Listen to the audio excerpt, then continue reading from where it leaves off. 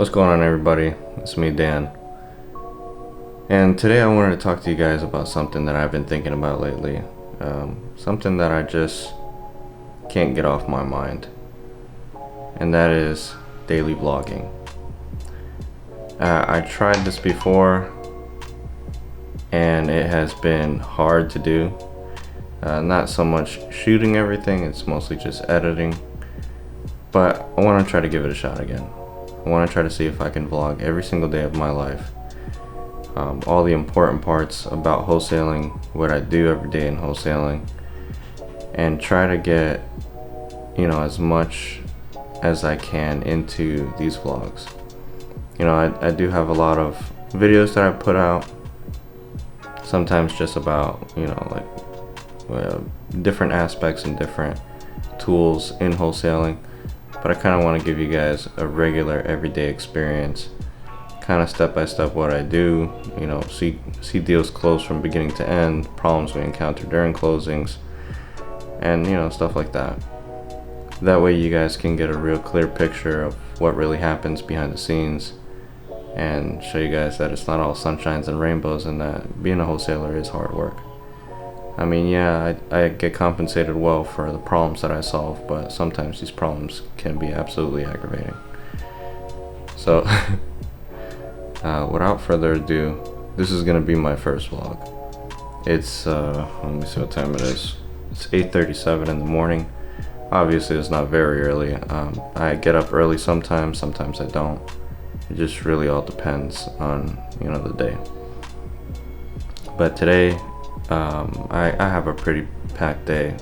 Got a storage container that's gonna go to a lady's house that we wholesaled, help her out with her moving, and we're gonna go on an appointment. And I gotta scrub some data from some driving for dollars that I did the other day. So definitely a lot of work for me, and I'm gonna just go ahead and get started and let you guys follow me along. So hope you enjoy. Add a little bit of honey. I don't always drink tea, but sometimes I get in the mood to drink tea and I'll drink it for a whole week. I love this stuff. I have to double bag it though because it doesn't have enough caffeine for my liking. I'm used to drinking a lot of Cuban coffee and that stuff is rough. So I've already eaten breakfast. Nothing fancy or crazy. All it was just, a big old cream cheese. Now I'm gonna pack my bag, my photography bag, because I'm actually going to a property later on today. I want to make sure I have everything packed, especially all my virtual tour stuff, all my drone, all my other crap that I bring with me. Got my bag right here.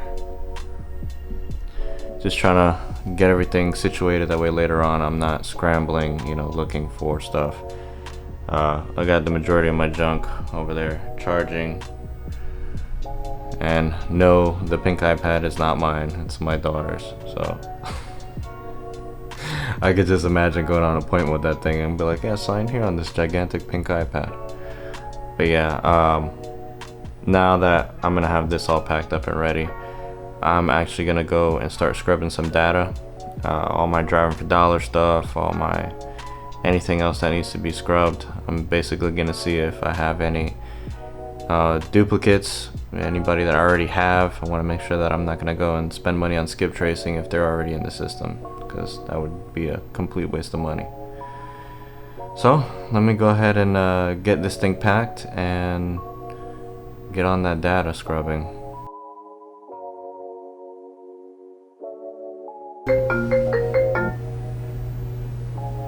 Hey, what's up?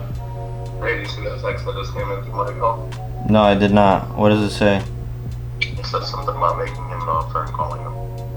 Okay. Alright, I'll take a look at it. Bye. Not bad. So somebody called, or somebody left a text message saying that they wanted an offer. Let's give them an offer. But I'll do it after I finish this. So this guy said he wanted an offer. Let me see. First I'm gonna find out who he is before I start calling him. Yeah. It's a house that we've dealt with before, so I'm actually gonna call my cold caller back, aka my brother. Yo. Hey, you remember that appointment that we went on that the house was beat down and the guy wanted or said that he was under contract for like 60K? Trying to think. Duke Energy. Oh, Duke Energy, yeah. Yeah, he's the one that sent that text message. So I should tell him 35? No, I'm gonna tell Mike to call him because Mike has been the one making offers. He has the for sale sign in front of his house. It's been there for like weeks. I know he hasn't gotten any real hits. I'll hit you up in a little bit. I'll tell you what you need to call. So one thing I do on a daily basis is I have a marketing book, basically writing down, I don't know if you guys can see it, but writing down all my results and also what lists am I calling. That way I can cycle through lists and have everything organized, and also I can track my KPIs. Now my KPIs, I'm not like tracking everything down to like the absolute minute thing. I'm mostly just looking for incoming calls. The more people that are calling me, the more incoming phone calls I have coming in means that I have a higher chance of getting a deal. Shout out to Tom Kroll. Thank you so much for that gold. I got that from one of his podcasts. That's all he really tracks is, how much marketing does he have to put out to get a certain amount of phone calls to come in.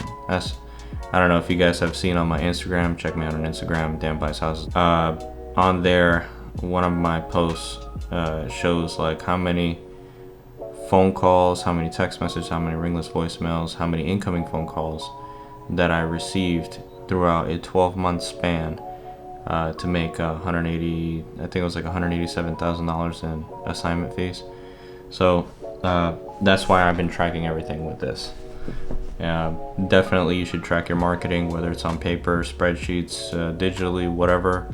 Track it because it'll definitely be like the blueprint of what you've been doing and understand what you need to do in order to, make your business grow. Yeah, he in La La Land right now. He ain't really motivated. Yeah, Zillow said my house is worth. Oh, you heard that? Yeah, that's what he said. Oh, I thought you heard get a call, so you just told me that. Yeah, cause that's what he said the first time around. He said Zillow said my house is worth 65 or something like that. Yeah, I asked him how he was getting the phone from. You see, how was worth for that much? On Crowdsource.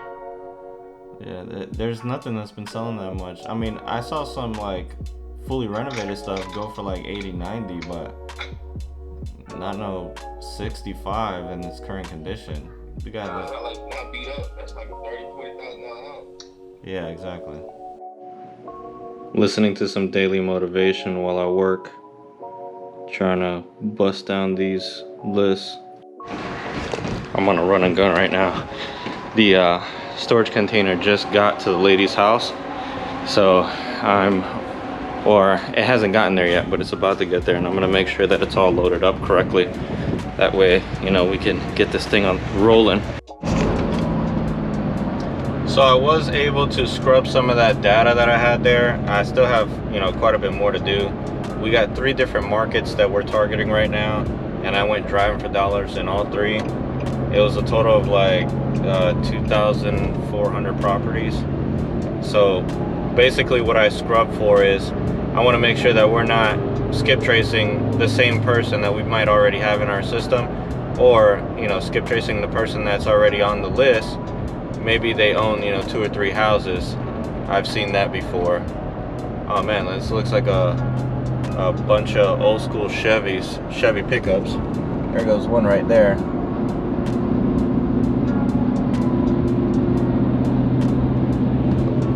It's nice. There's another one far behind me that I can't see, but it looks pretty cool. But yeah, so I scrub to make sure that none of these people are on my list like 2 and 3 times, and then they go get skip traced 2 or 3 times. Like I saw a guy there owned 10 properties that I picked up that they were all distressed. Obviously I don't want to target those people because it's going to be a total waste of time. So that's what I was doing now, and hopefully that everything goes well with this deal that's going on right now. I've already lost money like crazy, but the payout is definitely big. We've spent, let me see, like $2,000 is what we've already spent on this deal.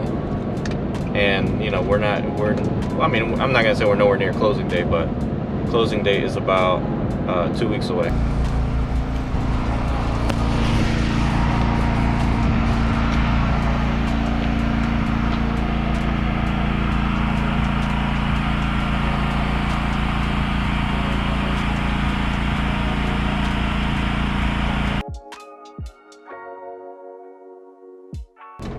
So that went well. We got the container unloaded. It's sitting in her front yard. The availability for her to load it up is going to be pretty easy. She's not going to have to do much to it. And, you know, now she's going to be able to move. We have already spent quite a bit of money on this lady. I mean, we let her borrow $11,000. She paid us back $9,000 so she could try to qualify for an apartment. Then she ended up spending $1,500 of it to buy cell phones for her son. Ridiculous.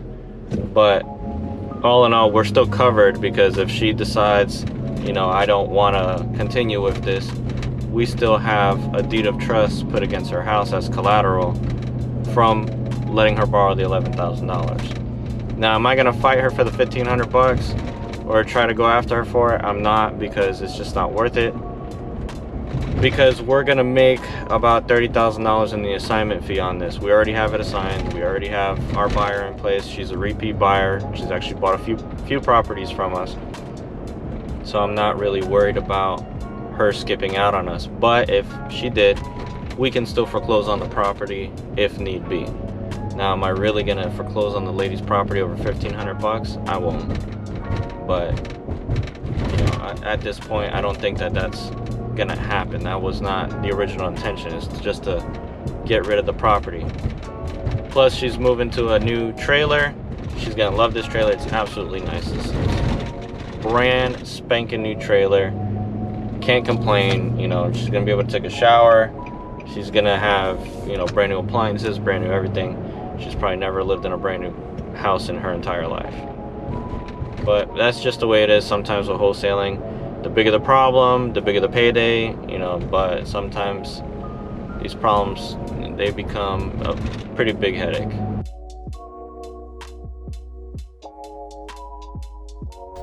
So I came to the post office and I got kind of scared, because when I opened up my P.O. box, I noticed I had a letter from the county tax department. So I was like, it can't be good getting letters from the tax department.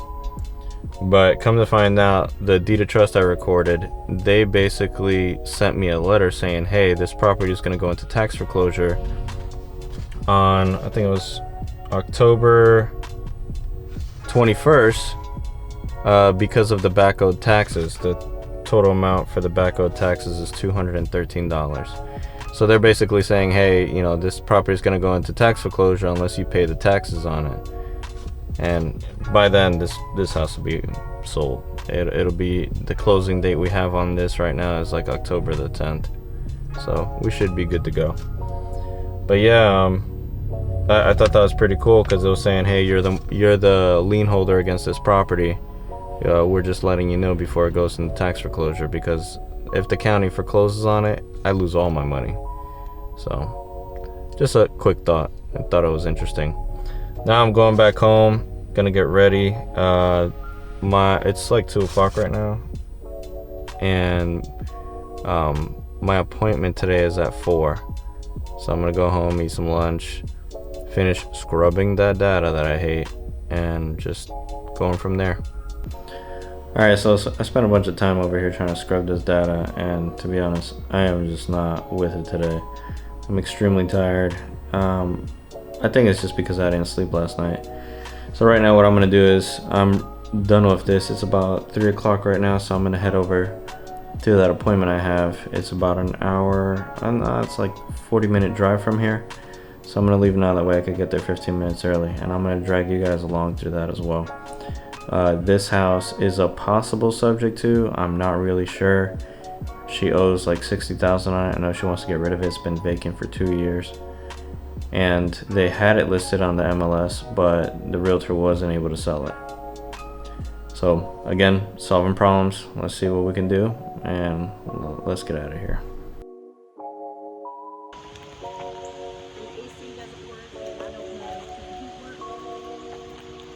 Even if it did, everything's so old. Have you guys living here or you guys somewhere else? No. When did you move out? About 5 years ago. Oh, really? Yeah. I've been living where I'm living now for 2 years. And I rented a place before I moved home. So it's been... Alright, so we came out to this property, come take a look at it. I actually accidentally picked this up on PropStream. It came attached to one of my tax delinquent lists that I pulled. So basically they are tax delinquent. They're also in foreclosure, but they also told me straight up they don't want anything for the property. They literally just want to get rid of it ASAP. So this is more than likely going to be a short sale. I've never done a short sale before. This is going to be interesting. I kind of know a little bit about a short sale. Actually have somebody who's going to guide me through it. One of my investors, one of my buyers, he's going to guide me through it and see what we can do with this thing. I mean, it's a decent little house. I'm not standing out there right now because it's raining and I don't want to get wet. Neither do I want my camera to get wet because I'm buying a new one. This is not waterproof, it's not water resistant, nothing. Usually I'm vlogging on my little GoPro here, and it does a pretty decent job, but I kind of like vlogging on my other camera better. So it's hard to vlog the life of a real estate investor because half the time, you know, people are gonna be like, why you got that big old camera? So I'm trying to avoid that. But I'm gonna see what we can do with this thing. Like I said, I've never done a short sale. I'm gonna try it for the very first time. You guys are gonna be able to witness what it takes. I do know that we just gotta call the bank and get some short sale packets rolling and go from there. But other than that, I mean, it's a decent house, decent deal. I've never been out to this side of Cherryville before. I've actually bought a house here in Cherryville. I own a house a few blocks away from here that is currently being renovated by my realtor. We joint ventured on it. Long story short, she wanted to put the extra work in that I didn't want to put in, and she's gonna make some money off of it too, which is cool. I'm gonna get my money, she's gonna get her money. I have no problem sharing money. Plenty of money to go around for all of us. But yeah, guys, this is where I'm gonna end this vlog today. It has been a somewhat eventful day. I'm hoping you guys enjoy my vlogging style, so to say. I know that I haven't found my vlogging style and that it's gonna take a couple videos, but hey, it is what it is. This is basically what I do as a real estate investor, as a wholesaler. Maybe you might see my kids in here one day, who knows, I don't know, maybe. I'm really making this for them so they can see what dad does all day other than just driving around with them in the car looking at ugly houses all the time. You know, so it'll be kind of cool. You know, let's see what this brings in 10 years. That's really what I'm making it for. So take it easy, everybody. If again, if you're watching this on YouTube, shoot me a like and subscribe. If you're watching this on Instagram, you know, share this with somebody, shoot me a like. Also, you know, feel free to leave any comments, questions that you guys might have about what I do as a wholesaler or as a real estate investor, because I am not a wholesaler, I'm an investor first. I just wholesale properties from time to time. So take it easy, everybody. Hope you have a good one and have a great day.